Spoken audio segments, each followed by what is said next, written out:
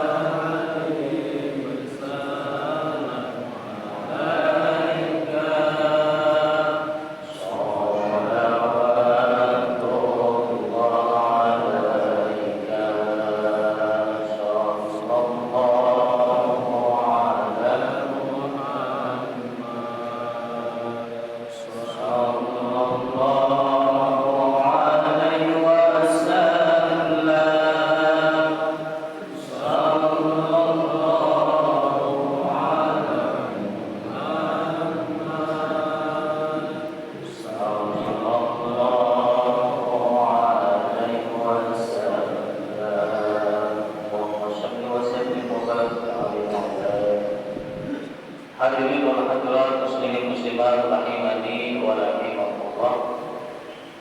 Insyaallah pada kesempatan malam ini, sebelum kita menjawab yang ingin menyempurnakan apa yang telah disampaikan ketika khutbah tadi, supaya kita betul-betul memahami dari hadis baginda Rasul sallallahu alaihi wasallam, dan itu juga berkaitan dengan hukum. Yang selanjutnya nanti akan terus-menerus kita akan mempelajari atau tafsir, bisa juga tauhid, hadis, ya, dan karena ilmu-ilmu itu memang perlu untuk kita bekali diri sehingga Islam kita betul-betul berdasarkan ini. Tidak yang sering dibaca oleh Bilal muadzin kita hadis sahih di dalam kitab Sahih Bukhari juga dituliskan hadis itu. Jadi bukan hadis yang sembarangan, tapi itu hadis sahih. Mungkin kita semua hafal gitu, karena seringnya mendengar kita hafal. Hadis yang diriwayatkan oleh sahabat Abu Hurairah radhiyallahu anhu. Beliau meriwayatkan hadis ini bahwa baginda Rasul sallallahu alaihi wasallam sabda, "Idza qulta idza qulta li sahibika yawmal jum'ati amsik wal imamu yaktubu faqad lawauta." Nah, hadis ini maknanya kata Syekh Dr. Ibnu Hashim dalam kitab Syarah Sahih Bukhari, nama kitab beliau Fathul Bari, Syarah Sahih Bukhari. Apa kata beliau? Fi hadhihi tarjamah isyaratun ila anna al-insan yawmal jum'ati wajibun. Hadis ini menunjukkan bahwa diam pada hari Jumat ketika imam berkhutbah itu hukumnya wajib.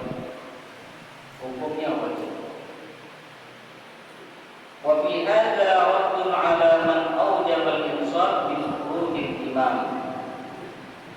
Dalil ini sekaligus membantah orang yang berpendapat bahwa wajibnya diam itu ketika imam atau mulai dari imam naik mimbar.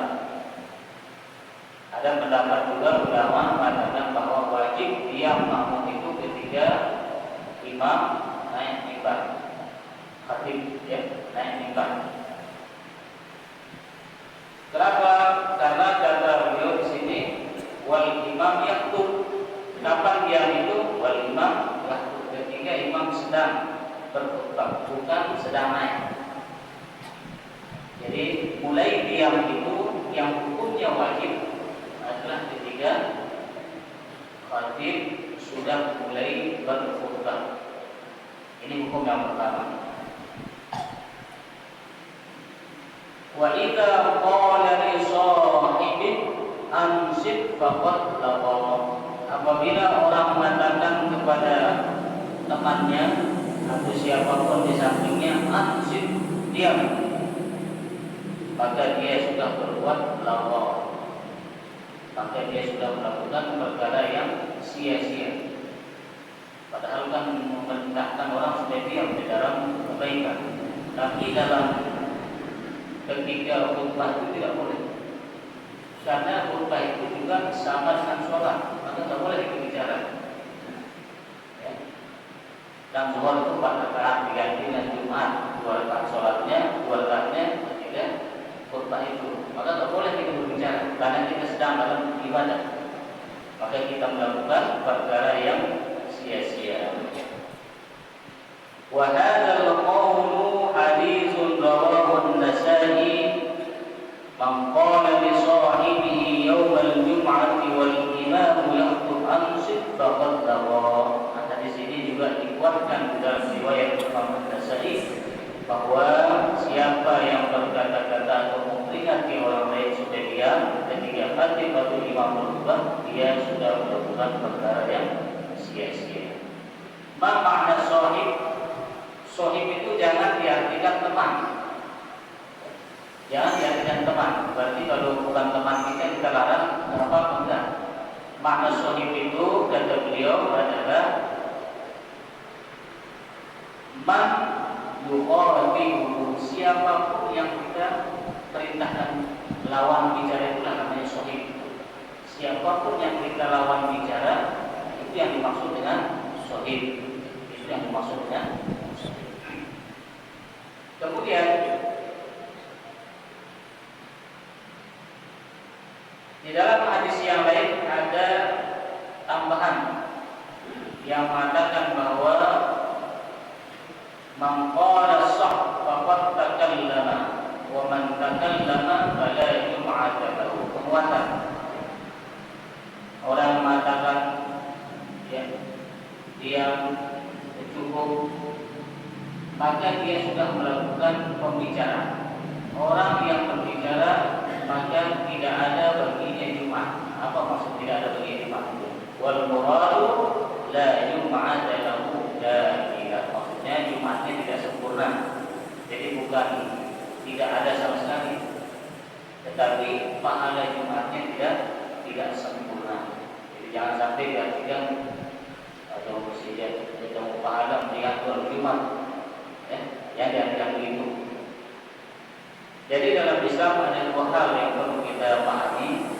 Ada namanya kewajiban, ada namanya ganjaran.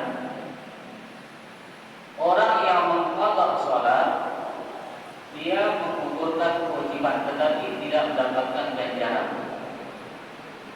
Misalnya ada orang salat, dia mengqadha, dia menggugurkan kewajiban, tetapi ganjaran dia tidak mendapatkan, hanya kewajibannya gugur. Maka ketika di akhirat nanti dia tidak akan ditanya kenapa tidak sholat, karena dia sudah mengerjakannya.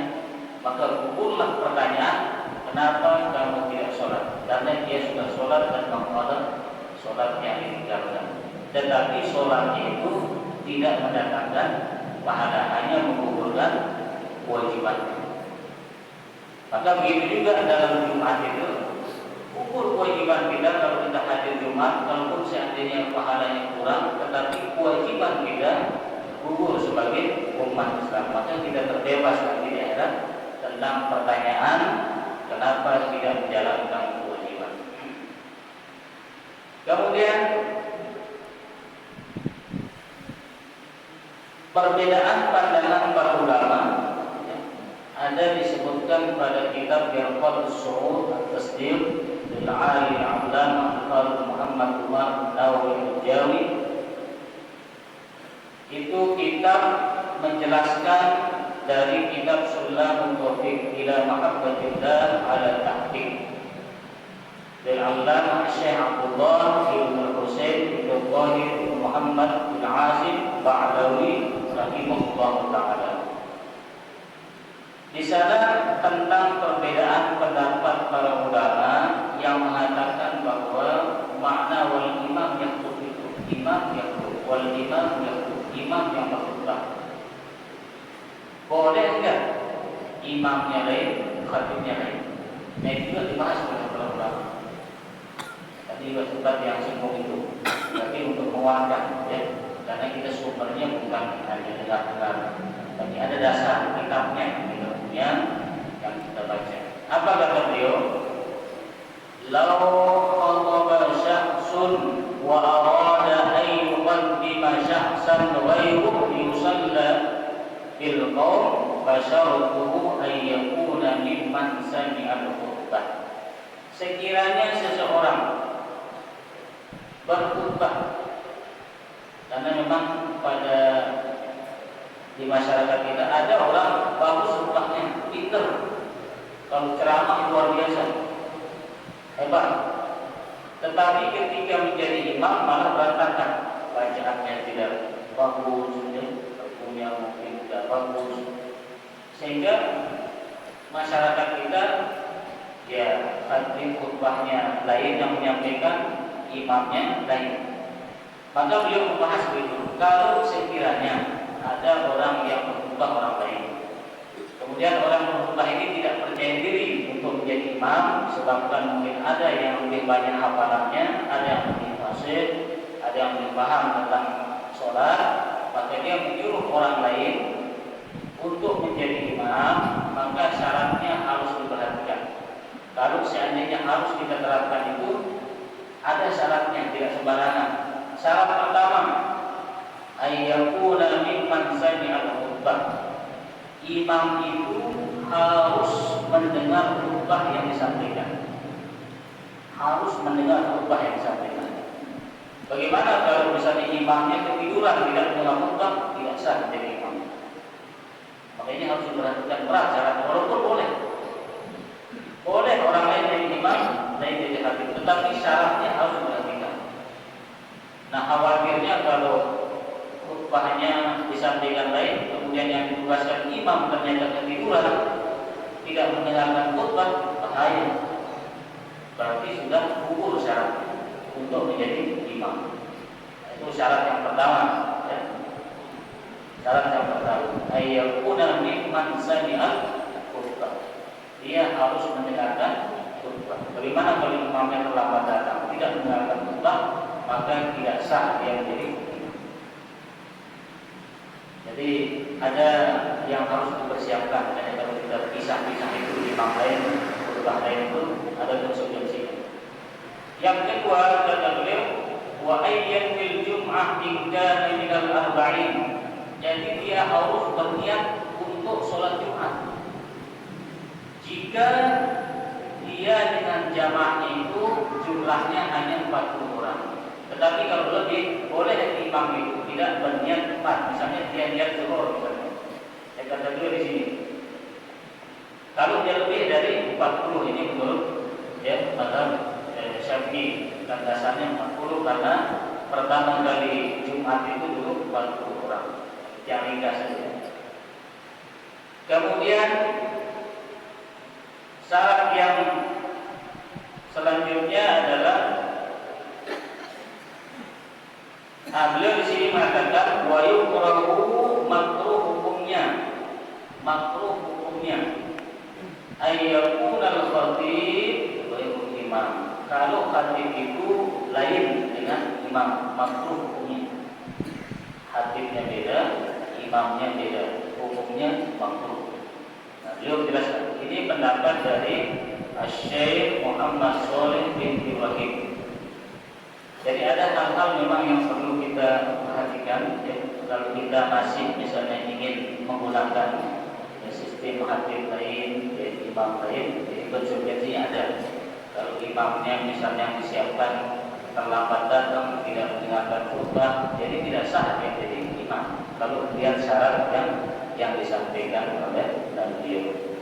Oleh karena itu, ya, sebagus-bagusnya, ya, tetapi tadi bukan artinya tidak boleh kalau imam lain, khatib lain itu bukan artinya tidak boleh hukumnya. Ya. Ulama mengatakan boleh. Ahmad mengatakan memang tidak ada dalil yang melarang. Tidak ada dalil yang melarang kalau ya khatibnya lain, imamnya lain itu tidak ada dalil yang melarang itu. Maka hukumnya boleh, tetapi ada ketentuannya. Maka seafdol-afdolnya adalah yang disatukan, karena sunnah fi'liyahnya yang dikerjakan oleh Nabi SAW itu seperti itu. Begitu juga sunnah qauliyahnya yang diucapkan, yang disampaikan oleh Rasulullah SAW juga wal imam yahtub. Imam itu yang berkhutbah, bukan wal khatib yahtub. Beliau tidak menggunakan bahasa wal khatib yahtub, tetapi wal imam yahtub, dan imam itulah yang berkhutbah. Hadirin wa hadirat kaum muslimin muslimat rahimani wa rahimakumullah, yang perlu menjelaskan ini supaya jelas, dan artinya jangan sampai kita beranggapan berarti kalau yang dulu-dulu tidak sah. Ya, jangan sampai kita beranggapan berarti umat kita yang dulu-dulu beda imam, beda khatib, tidak sah. Boleh, ya. Tetapi kenapa harus saya bilang itulah yang afdolnya, yang paling bagusnya, yang contohkan oleh Rasulullah SAW, yang diikuti oleh para sahabat dan terus para tabi'in. Nah, seperti itulah yang dicontohkan. Cukup. Baik, karena sifatnya hanya menguatkan, karena memang kalau di negara-negara Arab, di Mesir khususnya, biasanya kalau setelah khutbah itu ada majelis sedikit ya, sebelum jemaah pulang itu di khatib itu atau imam itu dulu sebentar yang memberikan penguatan, tidak ada yang kelupaan ketika khutbah, jadi dijelaskan dulu sebentar. Dan itulah cara-cara ya, yang kita lihat, yang kita saksikan di negara Arab, negara Islam, sehingga orang Jumatan itu sempurna yang didapatkan, tidak menjadi fitnah, tidak menjadi pembicaraan yang tidak salah paham dan lain sebagainya. Oleh karena itu, ya untuk malam hari ini sebagai pengantar saja, dengan tiada hal-hal yang perlu kita bertanya jawab. Yang bisa jawab, yang jawab. Kalau enggak menjadi benar, yang lebih rajin belajar lagi insyaallah. Mungkin itu yang bisa saya sampaikan. Assalamualaikum warahmatullahi wabarakatuh.